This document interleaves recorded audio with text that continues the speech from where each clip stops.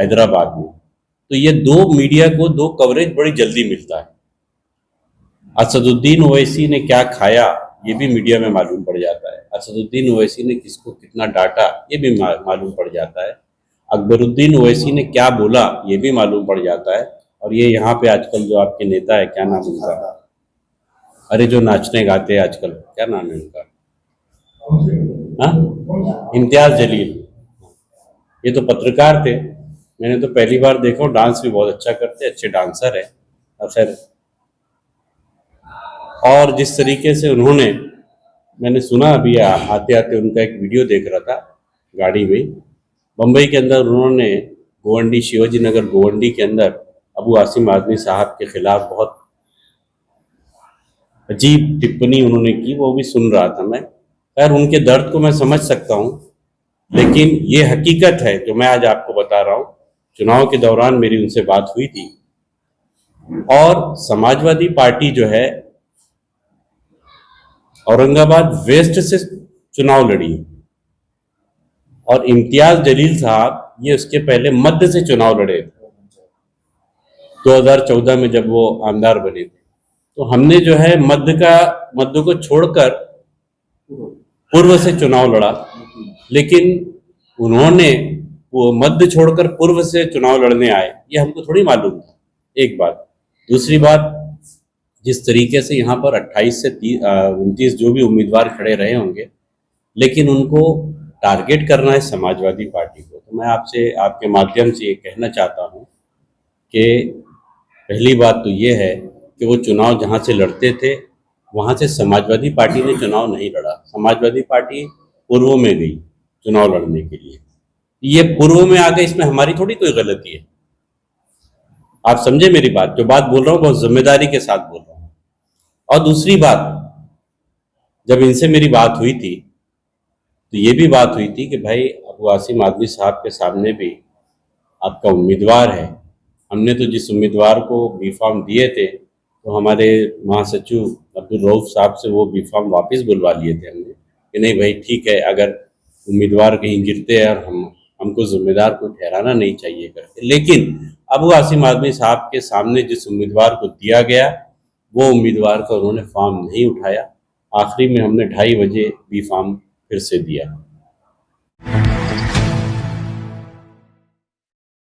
सभी पत्रकार भाइयों को, बंधुओं को मेरा नमस्कार, मेरा सलाम।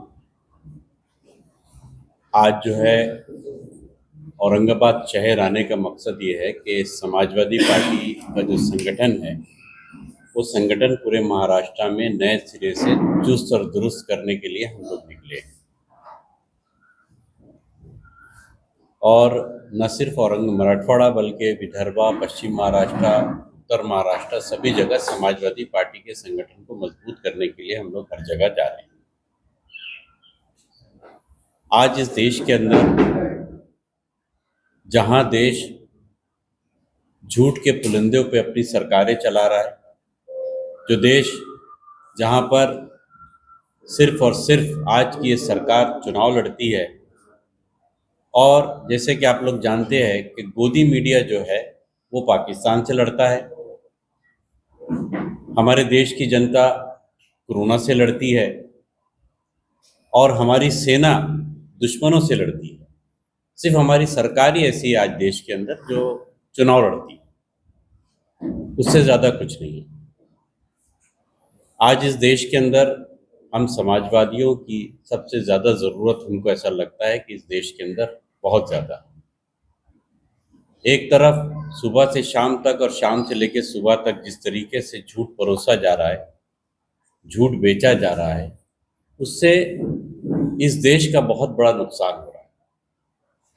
और समाजवादियों ने ही हमेशा से जब जब भी ऐसे संकट आए हैं, सांप्रदायिक शक्तियों को पीछा करने से या सांप्रदायिक शक्तियों का मुकाबला करने में सबसे ज़्यादा सक्षम अगर कोई है तो वो समाजवादी पार्टी। इस देश के अंदर जिस तरीके से गोदी मीडिया ने, मुझे बार बार बोलने में कोई हर्ज नहीं है क्योंकि इस सबसे बड़ी तकलीफ इस बात की होती है कि दुनिया में हमारी मीडिया का बहुत मजाक उड़ाया जाता है। जिस वक्त वार चल रहा था उस वक्त हम पूरे देशवासियों की धड़कनें रुकी थी। ऐसे सूरत में इस देश के अंदर गलत न्यूज़, गलत मैसेज से हमारे देश की सेना को डिस्टर्ब किया गया। हमारे सीडीएस ने भी, मिस्टर चौहान ने इस बात को एक्सेप्ट किया कि मीडिया, गलत मीडिया की अफवाहों से हमारा 15% का जो समय है वो बर्बाद हुआ। तो हमारे देश की मीडिया भी देश की सांप्रदायिक सरकार के साथ मिलकर वो खेल खेल रही है जो इस देश के आम जनता के भविष्य के साथ खिलवाड़ हो रहा है। बात वही तो कर रही है अभी, शहर के विकास, डेवलपमेंट के इशू के ऊपर। जी जी, आप थोड़ा सा लेट हुए सर, आप बैठे थे। मैंने जो बात बोला, जी जी जी, मैंने जो बात बोला, तो पहली बात तो मैंने बोला देश के अंदर जो विचारधारा की वजह से जो इस देश के आम लोगों को बांटने का काम चल रहा है, देश की वो मीडिया जिसको हम गोदी मीडिया बोलते हैं, वो या तो दिल्ली को ज़्यादा कवरेज देती है या हैदराबाद को देती है। ये मैं जो बात बोल रहा हूँ ये आरोप नहीं, हकीकत है। मैंने एक अब्बास अंसारी का नाम बताया, यूपी के अंदर एक मुस्लिम एमएलए को इसलिए अयोग्य घोषित किया गया, उसके पहले दूसरे मुस्लिम एमपी को अयोग्य घोषित किया गया। जो जबान उन्होंने बोले उससे 100 गुना गंदी जबान, उन्होंने तो ऐसी बात ही नहीं बोले कि किसी समाज के नाम।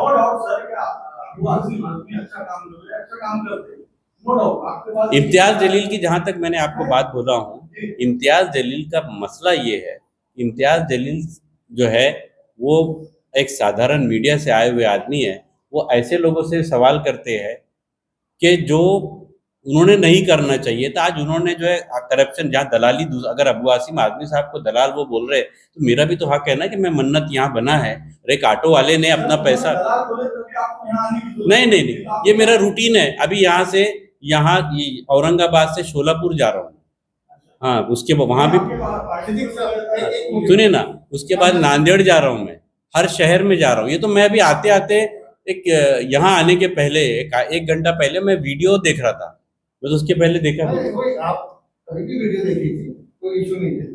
आप मन्नत का घेराव करेंगे या इम्तियाज जलील को आपके यहाँ के कार्यकर्ता काले झंडे बताएंगे, घेराव डालेंगे, या तो बड़ा कुछ काम करने वाले। देखिए एक बात सुनिए ना, मैं इम्तियाज जलील का मन्नत का घेराव करके या काले झंडे दिखाकर कोई इतना बड़ा नेता मैं नहीं मानता कि उनको इसकी ज़रूरत है। ठीक है, वो चुनाव जीत सकते हैं, वो अपनी ज़बान का इस्तेमाल कर सकते हैं, जो उनके कायद करते हैं अकबरुद्दीन ओवैसी और असदुद्दीन ओवैसी, वो कर सकते हैं। वो ऐसी बातें कर सकते हैं जो विकास का कम होता है, जज्बात का ज़्यादा सौदा करते हैं, तो वो कर सकते हैं। हम लोग जो है इम्तियाज जलील को काले झंडे दिखाकर और उनके मन्नत का घेराव करके उनको इतना मीडिया फ्लैशबैक पूरे महाराष्ट्र में देने का काम हम क्यों करें? नहीं, हमको इशू, जनता के इशू पे उठाएंगे ना हम लोग आवाज़। और आपने जो सलाह दे रहे हैं आप लोग, मैं आज अपने पार्टी के नेताओं से ये बोलूंगा कि जनता के इश्यूज पर आप नेताओं को काले झंडे दिखाइए। औरंगजेब का जो स्टेटमेंट अबू आसिम साहब ने करा था, उसके बाद तो पूरा राज्य चला था, तो ये तो आपको भी मिला था। नहीं सुनिए ना, अबू आसिम आदमी साहब ने जो बात बोले थे कैजुअल बात बोले थे। अबू आसिम आदमी साहब ने कोई नई बात नहीं बोली। अबू आसिम आदमी साहब ने वो बात बोले थे जो इतिहासकार बोलते, और उसके बाद वो एक चर्चा भी शुरू हो गई थी। वो तो ऐसा है कि हम तो चाहते थे जिन लोगों ने कहा कि भाई, और मैंने बात देखिए, सुनिए ना, आदमी उनको बोलता है जिनको अपना समझता है। मैंने वो मीडिया के बारे में बोला जो इस देश के अंदर, इतना वायरल हुआ, उसके ऊपर है ना, यहाँ तक कब्रें तोड़ने तक लोग आ गए थे।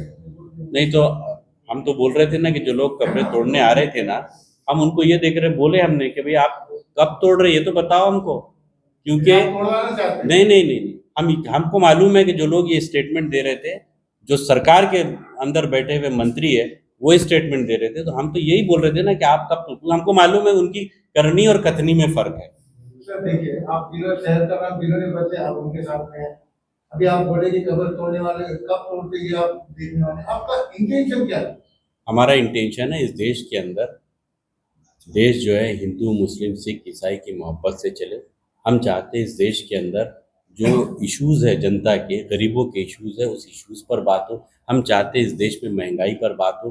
हम चाहते हैं इस देश के अंदर सांप्रदायिक सौहार्द जो बिगड़ रहा है, सांप्रदायिक सौहार्द जो बिगड़ रहा है फिरका परस्ती की वजह से, अभी इंटेंशन ये है, मैंने आपको पहले भी बताया कि समाजवादी पार्टी का संगठन का ढांचा बनाना ये हमारा मकसद है। उसी मकसद के लिए मैं यहाँ पर आया हूँ। आप लोगों के देखिए, ये तो मैं अभी कोर कमेटी की मीटिंग अभी है, उसके बाद में संगठन बनाने की बात है कि जिस मजलिस इत्तेहादुल मुस्लिमीन के नाम से जो लोग जनता को गुमराह कर रहे हैं, उस मजलिस इत्तेहादुल मुस्लिमीन का अपना कोई काम या ऐसा कोई काम नहीं है जो कम्युनिटी को गिनाया जा सके, सिवाय इसके कि वो सिर्फ और सिर्फ जिस तरीके से नरेंद्र मोदी के सरकार में जो मंत्री गैर ज़रूरी बातें करके जनता को गुमराह कर रहे हैं, उसी तरीके से मजलिस इत्तेहादुल मुस्लिमीन के भी नेता जो है सिर्फ भाषणबाजी करते हैं। और हम लोग समाजवादी लोग ऐसे हर लफ्ज़ का, ऐसे हर भाषण का विरोध करते हैं, ऐसी हर उस बात का विरोध करते हैं जो इस देश की एकता और अखंडता के खिलाफ रहता है। जिस मजलिस इत्तेहादुल मुस्लिमीन का जन्म, जिसकी पैदाइश ऐसे जुमले से हो कि हटा दो पुलिस को, जो आप लोगों ने भी सुना होगा, उसके बाद जो एग्रेसिव भाषण उन्होंने किया, उसके बाद मजलिस इत्तेहादुल मुस्लिमीन की पैदाइश हुई है महाराष्ट्र और दीगर में। तो समाजवादी पार्टी ऐसे तमाम लोगों का, ऐसे तमाम स्पीचेस का, ऐसी तमाम बातों का विरोध करती है और करती रहेगी जो मुल्क के अंदर किसी भी सूरत में किसी भी समुदाय को और देश की एकता और अखंडता के लिए जो हमेशा खतरा जैसी। आज मीडिया, हैरत की बात होती है कि समाजवादी पार्टी के एक आमदार, अफजाल अंसारी नाम है उनका, उन्हें आज से 4-5 दिन पहले अयोग्य घोषित कर दिया गया। वजह थी कि उनकी हेट स्पीच। अगर मैं आपको वो स्पीच सुनाऊं और उसके बाद मैं कम से कम 100 ऐसे एमएलए और एमपी की स्पीच सुनाऊं जो भारतीय जनता पार्टी और दीगर पार्टियों के लोग हैं, हिंदूवादी संगठन के लोग हैं, अगर उनकी भाषा सुनाऊंगा, दोनों की भाषा अगर आपकी अदालत में रखकर कंपेयर करूंगा, तो आप खुद ही बता देंगे कि किसे अयोग्य घोषित करना चाहिए और किसे नहीं करना चाहिए। तो ये देश के अंदर एक तरफा कानून का इस्तेमाल करके एक तरफा कार्रवाई हो रही है, एक तरफ कार्रवाई हो रही है, एक समुदाय को निशाना बनाकर देश के अंदर बदनाम करने की साजिश और कोशिश हो रही है, जो कि इस देश के लिए बहुत गलत बात है। मैं ये कहना चाहता हूँ आपसे, जिस तरीके से मैंने नाम लिया इम्तियाज़ जलील साहब का, पिछले वक्त मैंने इम्तियाज़ जलील को का कहीं तो भी सुना था भाषण कि उनके चुनाव के वक्त में पहली बार में ऐसे भी लोग आगे आए जिन्होंने अपना ऑटो बेचकर उनके चुनाव में पैसा लगा दिया। मैं आप लोगों के माध्यम से जानना चाहता हूं कि जो ऐसे लोग जिन्होंने अगर ऑटो बेचकर उनके लिए पैसा लगाया, तो आज वो ऑटो बेचकर पैसे लगाने वाले का कुछ घर बना या ऑटो वापस दिया गया या खुद का मन्नत बना दिया गया, ये आपके माध्यम से पूछना चाहता हूँ। क्योंकि मैंने देखा हूँ कि जिस तरीके से उन्होंने बम्बई में ये बात उन्होंने कहा, अबू आसिम आज़मी साहब को दलाल कहा, मैं पूछना चाहता हूँ इम्तियाज़ जलील जैसे नचैया से ये सवाल करना चाहता हूँ, जिस वक्त इम्तियाज़ जलील ने राजनीति में कदम रखा भी नहीं होगा, उस वक्त अबू आसिम आज़मी साहब ने इस देश के माइनॉरिटी की अक़लियतों की लड़ाई पूरी ईमानदारी के साथ जैसी लड़ी, वैसा किसी नेता ने नहीं लड़ा। तो जब ये इनकी सियासत में जब ये कदम भी नहीं रखे होंगे, तब अबू आसिम आज़मी साहब ने वो काम करके दिखाया जो इनके कायद, इनके नेता या जो लोग सो कार्ड जो लोग हैं, जो आज जिनको मीडिया बहुत कवरेज देता है ताकि मुस्लिम कम्युनिटी में एक भ्रम पैदा हो, वो कोई नहीं कर पाया। तो ये मेरा आरोप ही नहीं बल्कि ये सच्चाई है, और अबू आसिम आज़मी की बराबरी ना ये कर सकते हैं ना कभी करेंगे। और रहा सवाल है इसका जवाब अब देने के लिए अबू आसिम आज़मी साहब को कोई ज़रूरत नहीं है। समाजवादी पार्टी के हम जैसे छोटे से कार्यकर्ता, इम्तियाज़ जलील जैसे एक मामूली से नचैया का कभी भी हम जवाब दे सकते हैं, ये काफ़ी है। तो ये मतलब नहीं है कि एमआईएम के ख़िलाफ़ बोलना या एमआईएम के मुखालिफ, लेकिन इस देश के अंदर मैं आपको बता रहा हूँ कि मीडिया किस तरीके से दो हिस्से में बटा हुआ है।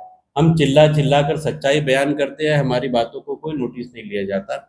अगर उन्होंने थोड़ी सी भी बात बोले तो वो ऐसा लगता है कि उसको स्पेशल कवरेज मिलती है। तो ये कहाँ से होता है? कहीं कहीं ऐसा लगता है, ऐसा लगता ही नहीं बल्कि एक सच्चाई है कि एमआईएम का जो आईटी सेल है वो भारतीय जनता पार्टी के आईटी सेल काम करता है उसके लिए। ये मेरा आरोप नहीं, ये एक हकीकत है, आपको बता रहा हूँ। ये भारतीय जनता पार्टी का आईटी सेल, एमआईएम के आईटी सेल को पूरा कंट्रोल करता है। कोई दिक्कत नहीं, वो हमेशा कोई ना कोई मसले उठाते रहे, बात करते रहे, कोई बात नहीं। यहाँ संगठन क्यों कमजोर है? यहाँ एक पानी की समस्या पे एक आंदोलन नहीं चला। आपको जवाब देने आना पड़ता है नहीं, जवाब तो मैं हर सवाल का देने को तैयार हूँ जी।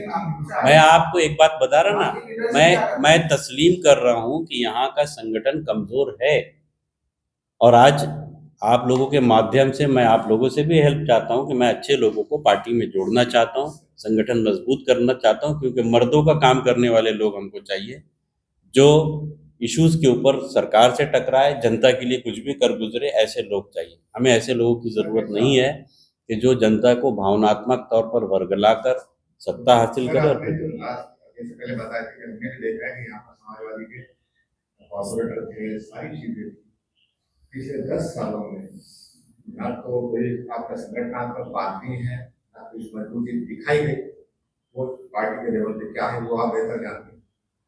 आप महानगर पालिका के लिए इलेक्शन लड़ने की बात कर रहे हैं, और साथ में आप बोलते हैं कि मुस्लिम, विशेष करके मुस्लिम कम्युनिटी के लिए हम हमेशा तत्पर है, ये भी बताते हैं।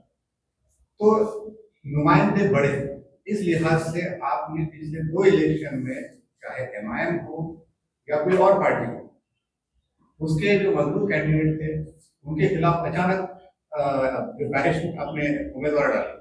मैं आपको पहले एक बात बता चुका हूँ कि समाजवादी पार्टी ने जब चुनाव यहाँ से यूपी के में हम लोग थे, चुनाव लड़ने की बात आई, तो हमको ये नहीं मालूम था कि आपके प्रिय पूर्व खासदार, आप सुन लीजिए ना मेरी बात, मैं एक आम लोगों के लिए बोल रहा हूँ, पूर्व खासदार इम्तियाज जलील जो मध्य से लड़ते हैं, हमको नहीं मालूम था कि वो पूर्व से चुनाव लड़ेंगे, पहली बात। हाँ, यहाँ से हमने मध्य में चुनाव लड़ने का निर्णय पहले से ही था हमारा, हमको नहीं मालूम था। पैराशूट से हम नहीं उतरे, पैराशूट से यहाँ पर इम्तियाज जलील उतरे, उन्होंने मध्य छोड़कर पूर्व के अंदर चुनाव लड़ा। उनको ऐसा लगा कि शहर उनकी भभूति है, और थोड़ा सा क्या होता है, इंसान में जब तकब्बुर और घमंड बढ़ जाता है ना, तो उसको ऐसा लगता है कि मैं यहाँ से क्या वहाँ से भी लड़ूंगा तो जीत जाऊंगा। वो अवाम को बेवकूफ़ समझता है, तो अवाम को बेवकूफ़ समझने का काम उन्होंने किया। पैराशूट से वो उतरे, हम नहीं उतरे।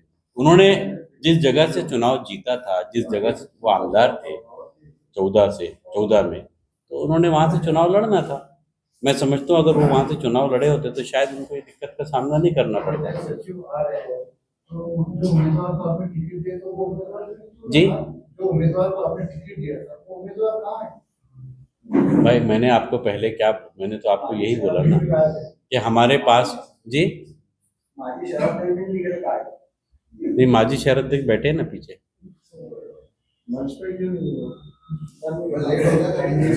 हाँ, आए होते साथ में तो मंच पे बैठते थे भाई।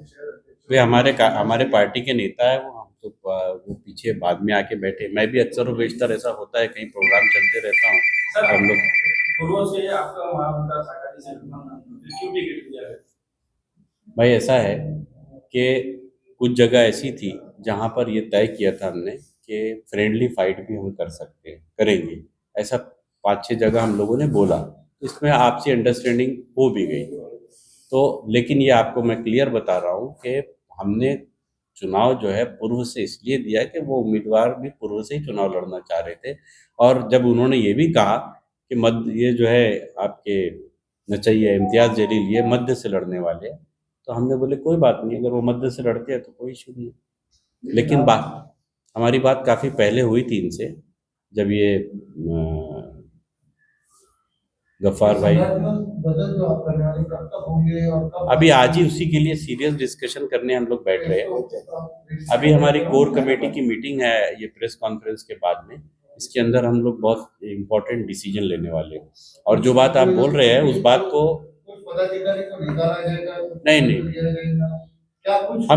नहीं, समाजवादी पार्टी मिलकर अभी तय करेगी, हमारी कोर कमेटी तय करेगी, शहर के लिए जो बेहतर होगा वो हम करेंगे। आपकी बात को बहुत सीरियसली हम लोग ले रहे हैं कि जब तक आंदोलन एक ऐसी चीज़ है कि आंदोलन से ही संगठन मजबूत होता है, और हम लोग जो है इस बात को मानते हैं, क्योंकि आज लगभग 30 साल से ज़्यादा समाजवादी में आंदोलन करते करते हम लोग देखते हैं कि हम लोग बहुत सारे लोग आंदोलन करते हैं, बहुत से लोग छोड़ देते हैं, लेकिन जब तक जनता के इशू से नहीं जुड़ेंगे पार्टी का संगठन मजबूत नहीं होगा। भावनात्मक तरीके से 5 साल या 10 साल आप राज कर सकते हैं, लेकिन आप जनता के इशू से दूर रहेंगे तो आप हमेशा नहीं रह सकते। सर अभी आपने कहा कि लोगों को कुछ और पूछना है। आगामी महानगर पालिका चुनाव के लिए क्या तैयारी है? आगामी महानगर पालिका चुनाव समाजवादी पार्टी पूरी ताकत के साथ लड़ेगी, और इसी के लिए हम लोग महाराष्ट्र के अंदर बहुत सारे शहरों में पार्टी के संगठन को, सब लोगों को इकट्ठा कर रहे हैं, ताकि समाजवादी पार्टी पूरी मजबूती के साथ महानगर पालिका का चुनाव लड़ेगी। अकेले लड़ेंगे महाविकास अघाड़ी से? ये तो अभी हम लोगों की मीटिंग होने की है, तय होगा, और अगर ऐसी ज़रूरत पड़ेगी जहां महाविकास आघाड़ी के साथ मिलकर लड़ने की, तो ज़रूर लड़ेंगे। हमारा मुद्दा इस वक्त ये है कि इस देश की एकता और अखंडता को बहुत बड़ा खतरा है, और देश की एकता और अखंडता को बचाना है तो हम समाजवादियों को और हम ख्याल दलों को आगे आना पड़ेगा और मिलकर चुनाव लड़ना पड़ेगा। रहा सवाल है डेवलपमेंट का, जो मुद्दा है, जनता के विकास का मुद्दा है, तो हम एरिया वाइज जो है, जो प्रॉब्लम, जो समस्याएं लोगों के बीच में जो पहले भी है और आज भी है, जिन लोगों ने यहाँ पर लोकसभा का चुनाव जीता है, जो बहुत सालों तक यहाँ पे सत्ता में भी रहे, ऐसी भी पार्टियाँ, ऐसे लोग भी जो मंत्री रहे, लेकिन औरंगाबाद के अंदर डेवलपमेंट के नाम पर सिर्फ एक ही काम हुआ है, वो औरंगाबाद का छत्रपति संभाजी नगर का नाम बदला गया है। इससे ज़्यादा इस क्षेत्र की कोई उपलब्धि नहीं। हमारा तो ये कहना है कि अगर नाम बदलने से विकास ज़बरदस्त अगर हो सकता है तो बदल दीजिए पूरे देश में शहरों के नाम, हमें खुशी होगी। अगर जनता का फायदा होता है, अवाम का फायदा होता है, बेशक नाम बदल दीजिए। नाम बदलने से अगर फायदा होता है, भाई ऐसा है, किसी के बनाए हुए शहरों को, किसी के बनाए हुए एक मॉडल को आपके पास नया बनाने के लिए जब कुछ नहीं होता है तो लोग आप कॉपी कर लेते हैं, या ज़बरदस्ती उसी मॉडल को आप नाम बदल कर, जो विकास का तो कोई काम नहीं कर रहे आप। हम तो चाहते हैं कि अगर संभाजी नगर नाम हो रहा है और पूरे संभाजी नगर का, औरंगाबाद का पूरा विकास होता है, डेवलपमेंट होता है, जनता खुश होती है उस विकास से, तो हमें कोई आपत्ति और हर्ज नहीं हो सकती। लेकिन हमें मालूम है कि इनकी नीयत में खोट है, ये सिर्फ नाम बदल सकते हैं, ये काम नहीं कर सकते। कुछ महीनों में यहाँ पर महानगर पालिका चुनाव होने वाले हैं। समाजवादी के पास तो अभी तक शहर अध्यक्ष भी नहीं है, और जो भी शहर अध्यक्ष बनते हैं वो गायब हो जाते हैं बाद में। ऐसा है, कुछ कमजोरियां तो है, उसको हम तस्लीम भी करते हैं। समाजवादी पार्टी के पास में शहर अध्यक्ष नहीं है, ऐसी बात नहीं है। समाजवादी पार्टी का संगठन है। समाजवादी पार्टी के लोगों को, अभी हम जैसे बहुत सारी पार्टियों में क्या होता है, जनरली हम लोग जो है, ये नर्सरी है, लीडर तैयार करते हैं। समाजवादी पार्टी ने इस शहर में बहुत से नेता दिए जो अभी दीगर पार्टियों के कारपोरेटर बनकर बैठे हैं, आप ये भी तो देखिए। तो हमने यहाँ पर जो है, जब नेता तैयार करते हैं ना, तो मैंने क्या बोला आपको कि सच के साथ चलने की जो हिम्मत है वो हर एक में नहीं होती है। होता है क्या है, जो जब लीडर तैयार हो जाता है तो दूसरी पार्टियां उसको अलग लालच दे देती है, अलग अट्रैक्शन मिलता है, तो बहुत सारे लोग उसमें चले जाते हैं। एक भी बड़े मुद्दे पर कोई अच्छा बड़ा आंदोलन समाजवादी क्यों नहीं करता, लोगों को क्यों नहीं अट्रैक्ट करता, क्या बात है? सुनिए ना, समाजवादी पार्टी महाराष्ट्र में जिन इश्यूज पर लड़ती है, दूसरी कोई पार्टी नहीं है। समाजवादी पार्टी जहां पर जुल्म नाइंसाफी की दास्तान लिखने की कोशिश की जाती है, इस महाराष्ट्र के अंदर सिर्फ समाजवादी पार्टी वाहिद पार्टी है जो सबसे पहले ऐसे तमाम इश्यूज पर आगे आती है। मैं हमारे महाराष्ट्र के अध्यक्ष अबू आसिम आदमी साहब की आपको मिसाल दूंगा। औरंगाबाद का कौन सा ऐसा इश्यूज है जिसके ऊपर अबू आसिम आदमी साहब ने सबसे पहले दखलंदाजी नहीं की? एक बात।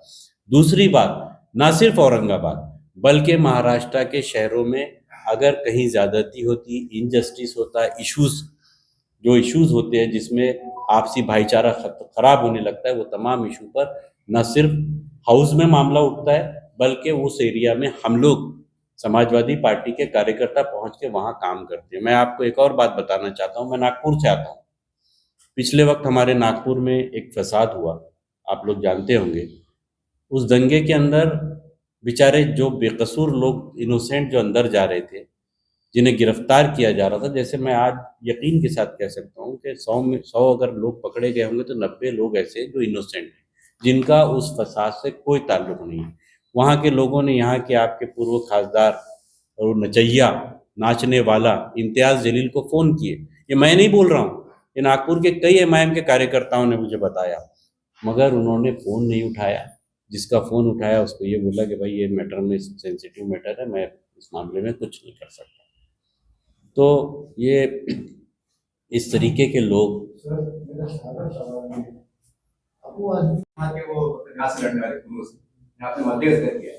नहीं, आपकी बातों से ढकेश तरबस में लॉबरिज्म में ये बात झलक रही है कि इलेक्शन के दौरान मतलब इनका रिश्ता है आपके कहने के सामने के मतलब किसके लिए?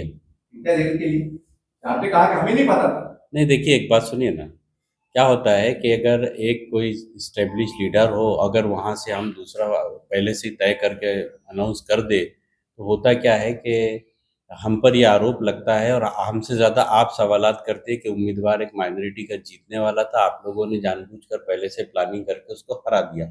आप ही लोगों के सवालात से बचने के लिए हम लोगों ने वो उस वक्त पहले से तय किया था कि भाई ठीक है, हमको हम भाई आप हमारा जो उम्मीदवार है जो जीतेगा नहीं जीतेगा, हमारे को कोई उतना वो नहीं था, लेकिन यहाँ पर समाजवादी पार्टी की कहीं ना कहीं बुनियादें थोड़ी सी बढ़नी चाहिए, ये हमारा इंटेंशन था। ठीक है। समाजवादी पार्टी म्हणजे मुस्लिमांची पार्टी असा एक मेसेज दाखवला। हाँ, सही बात बोल रहे हैं आप आपकी बात।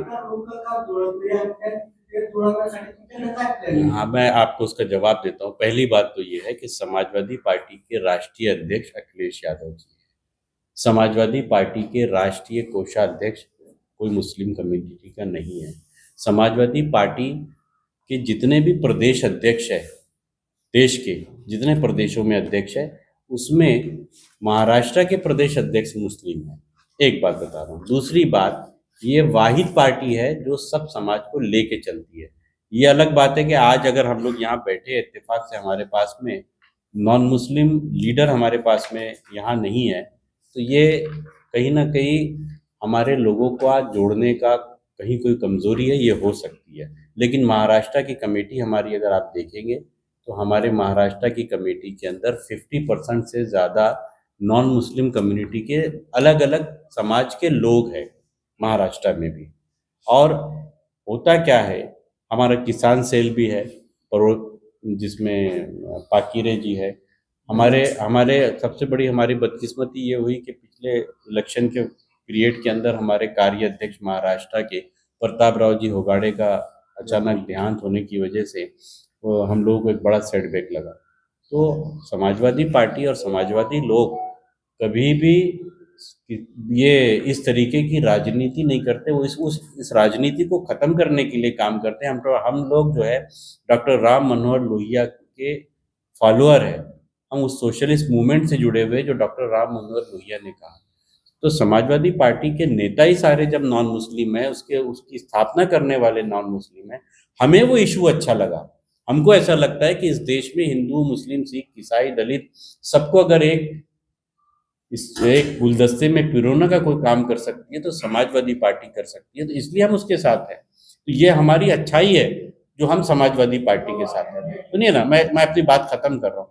हम लोग कोई मुस्लिम लीग तो नहीं बना रहे, हम लोग कोई एमआईएम की तो बात नहीं कर रहे, हम तो हर पार्टी का भी विरोध करते हैं जो खालिस किसी कम्युनिटी के नाम पर चलती है।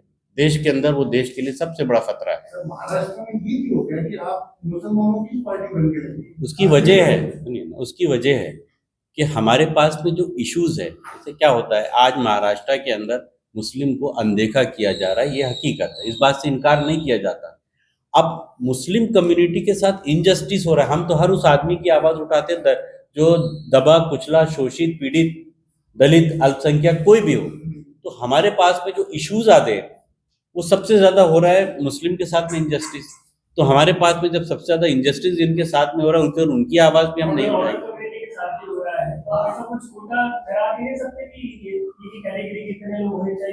ये आपसे मैं इस बात के लिए आपको इनवाइट करता हूं कि मुझे आप लोग जैसे कुछ अच्छे लोग साथ में दीजिए, हम लोग सर पे बैठा के रखेंगे, आप लोगों के नेतृत्व में हम काम करेंगे। प्रोटोकॉल होना चाहिए। है प्रोटोकॉल। कैटेगरी के ये लोग इतने रिजर्व सीट होनी, इतनी रिजर्व रहने की बात है, वो कैंडिडेट को उनको देखिए अभी मेरे साथ में ना मेरे साथ मेरे एक मिनट आप सुनिए। अभी भी महानगर पालिका की अगर बात हुई तो वही 20 से 24 आप वार्ड टारगेट करेंगे जहां मुसलमान औजार क्यों नहीं कर रहे, या औजार के पास आप क्यों नहीं आप लोग, ये मेरा सवाल है। वही लड़ाई हम लोग लड़ रहे हैं कि हम तो ऐसा देश में ऐसा सेक्युलरिज्म चाहते हैं कि बॉम्बे के अंदर दादर से कोई मुस्लिम चुनकर आए और भिंडी बाजार और वाला जो एरिया है जहाँ मुस्लिम रहते हैं वहाँ से हमारा हिंदू भाई चुनकर आए। जब तक ये बराबरी है, ये सेक्युलरिज्म नहीं आएगा, इस देश के अंदर सही सेक्युलरिज्म नहीं होगा। एक बात। दूसरी बात, पिछले कुछ सालों के अंदर, ये पहले था, ऐसा नहीं कि नहीं था, लेकिन पिछले कुछ सालों से ये जो है इस तरीके की जो विचारधारा काम कर रही है वो इस देश को बर्बाद कर रही है। ये तो जो बात आप बोल रहे हैं वो हमारे दिल की इच्छा है। वो सर मन्नत का घेराव कब करने वाले हैं? क्या बोले? मन्नत का घेराव मन्नत एक नाचने गाने वाले का घर है, हमको उससे कोई लेना देना। अभी तक जितना भी आपका रूम था बात करने का, हाँ वो लगभग जो इम्तियाज जलील की तरफ था। मैंने नहीं, हाँ आपके पास अभी तक आपने कुछ शहर के आप लोग जानते हैं कि अभी पिछले कुछ दिनों से हम लोगों ने अपने अलग अलग डेलीगेशन अलग अलग देशों में भेजा और पाकिस्तान की हरकत के बारे में हम लोगों ने तमाम देशों को इस बात से अवगत कराया। अगर हमारा मीडिया ईमानदारी से रोल अदा किया होता तो शायद हमको ये डेलीगेशन भेजने की ज़रूरत नहीं पड़ती।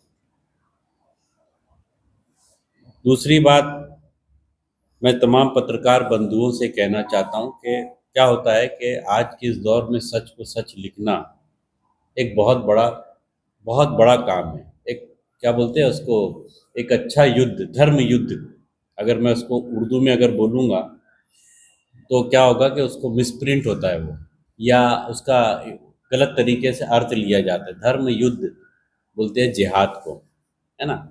अगर सच को सच बोलना है तो आज एक ये जिहाद है जिसको हम धर्म युद्ध बोलते हैं। तो आज के ज़माने में ईमानदार मीडिया, ईमानदार चैनल और ईमानदार जो है यूट्यूबर्स, इनकी देश को सख्त ज़रूरत है। वो एक बहुत बड़ा काम करेंगे अगर ये हकीकत सारे देश के सामने लाने में आप मदद करेंगे।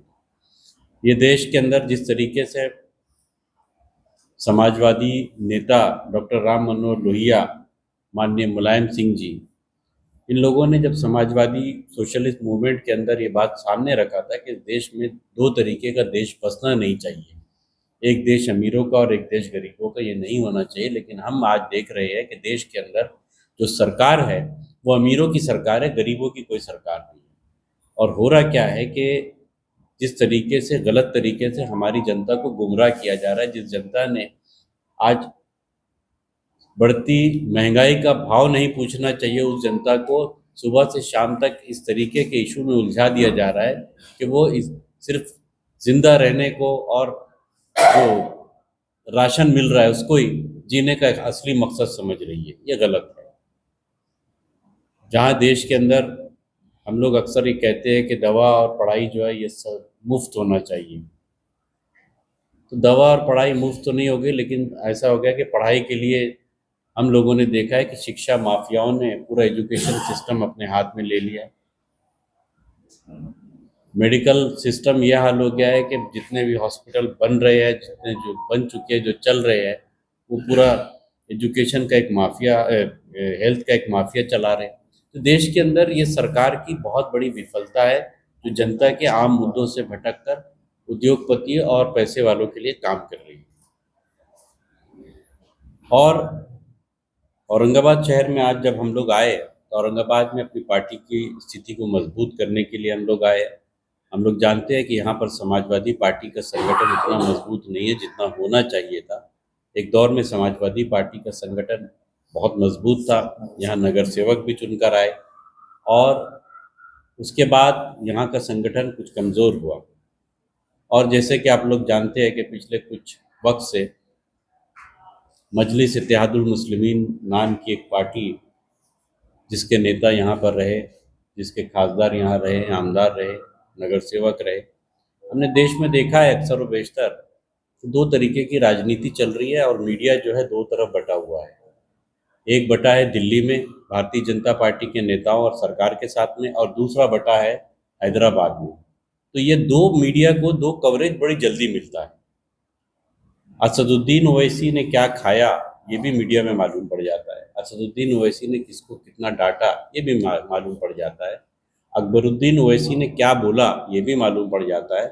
और ये यहाँ पे आजकल जो आपके नेता है, क्या नाम उनका, अरे जो नाचने गाते हैं आजकल, क्या नाम है उनका, हाँ, इम्तियाज जलील, ये तो पत्रकार थे।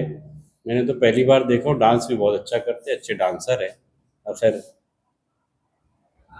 और जिस तरीके से उन्होंने, मैंने सुना अभी आते आते उनका एक वीडियो देख रहा था गाड़ी में, बम्बई के अंदर उन्होंने गोवंडी, शिवाजी नगर गोवंडी के अंदर अबू आसिम आज़मी साहब के खिलाफ बहुत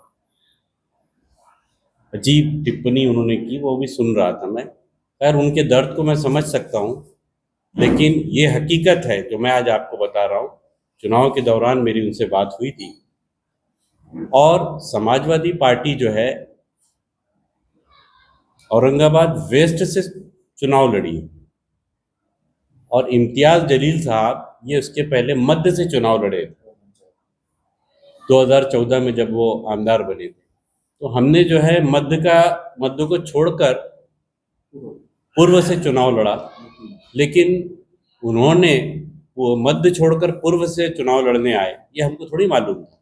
एक बात।